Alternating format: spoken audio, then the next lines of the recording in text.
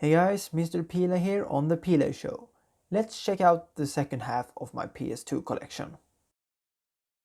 Next up we have Spyro Enter the Dragonfly. I don't have a complete box for this game, so that's why I'm just gonna include the manual for this, so it has to be the picture of the game, if I said so. It's a third-person adventure game with Spyro. What more can I say? The little mascot for PlayStation, until he jumped over to Xbox as well. Transformers, the game. A game that is based on the first movie of Transformers, but with its own spin, of course. You get a chance to play both Decepticons and Autobots, depending on which you are the most interested in. And they have a unique story, but they always are connected to each other. Third-person fighting action game. You can transform, fighting the cops if you want to, no matter if you are Autobots or Decepticons.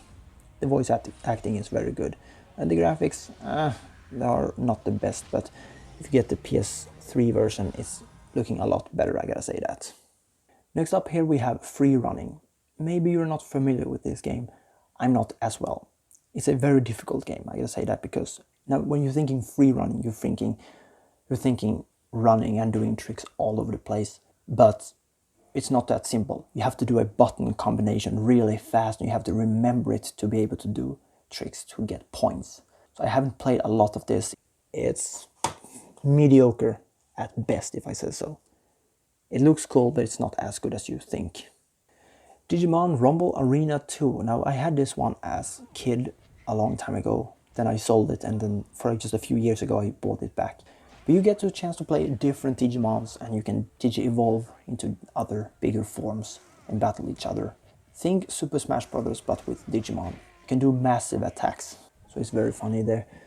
Voice acting is also great, even though they don't really talk in this game, it's just screaming the attacks they're doing. Digimon is a big part of my childhood, so of course I gotta have this one. Next up here we have Star Wars Battlefront 2 and Star Wars Episode 3 Revenge of the Sith. Now, since it's two Star Wars games, I'm including these ones in one here. Star Wars Episode 3 has a lot of scenes based on the third movie. It's not completely following the movie, it has its own spin on it, but it's always connected to the movie.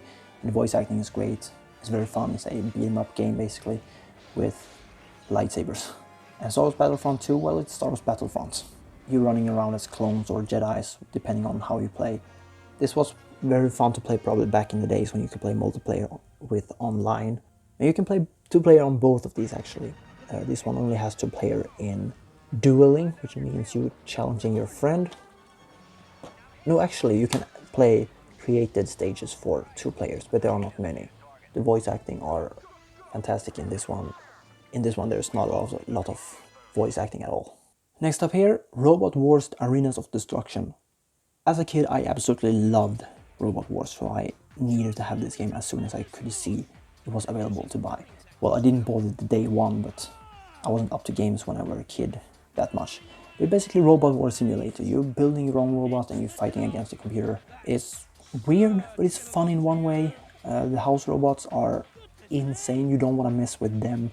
The arenas are also insane. I mean, you fight on of course, the arenas in Great Britain, but you can also fight in rooftops in Japan or an oil rig. It's probably not one of the better games that you can find to the PlayStation 2, but I enjoy it. Next up here, Monster Jam Urban Assault. It is a racing game with Monster Jam cars. So you can drive both in arenas and out on the streets and wreak havoc if you want to. There's a lot of Monster Jam trucks you can choose between. Some stuff here you can do is really ridiculous, like this one where you have to go on a ramp and jump into holes that give you different points. Like, what on earth? How did they came up with this? Next up here we have Jaws Unleashed, which is based on one of the Jaws movies. I don't know which one, I believe it's the first one. But it has its own spin on it, a little bit of crazy stuff going on, like you're fighting a gigantic squid. I don't think you see Jaws fighting a gigantic squid in the movie. But it's an open world third person. You can eat humans, you can destroy boats, you can smash other fishes with your fins if you like to. It's not one of those games you don't really hear much about, but it's very fun. Next up here we have Burnout Revenge, which is a Burnout game. You smashing cars to get in front of them and get points with creating as much chaos as you can. It is a arcade game, not a simulator by any means. No, none of the cars in this game are any official cars, but you can probably tell on the different bodies on the cars which kind of car it is in real life. Next up here, Devil May Cry from Capcom. Well, it's Devil May Cry, the first game, and it's difficult. But if you like crazy Japanese games where you're fighting different weird creatures and playing as a OP character, well, this is the game for you.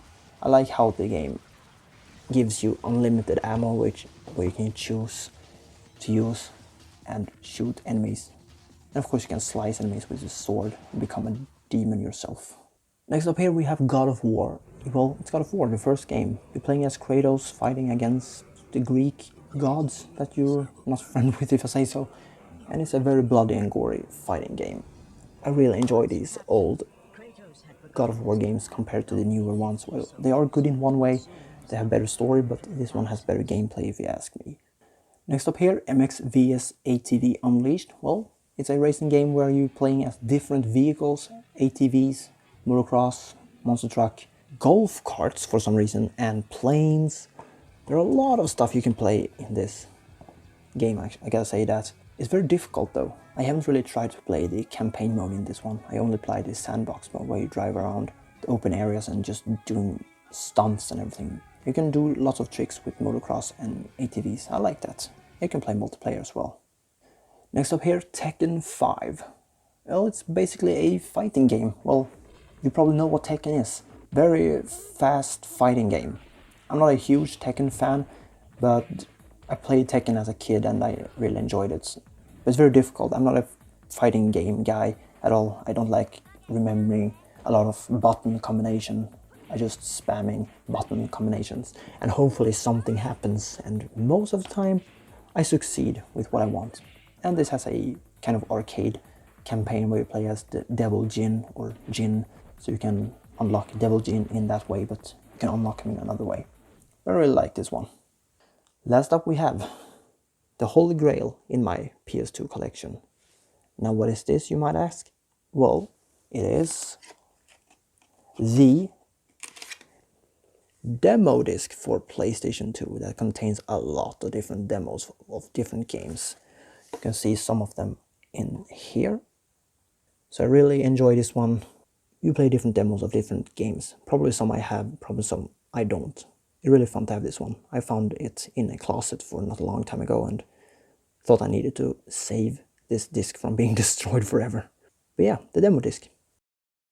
Thank you guys so much for watching, and I'll see you next time.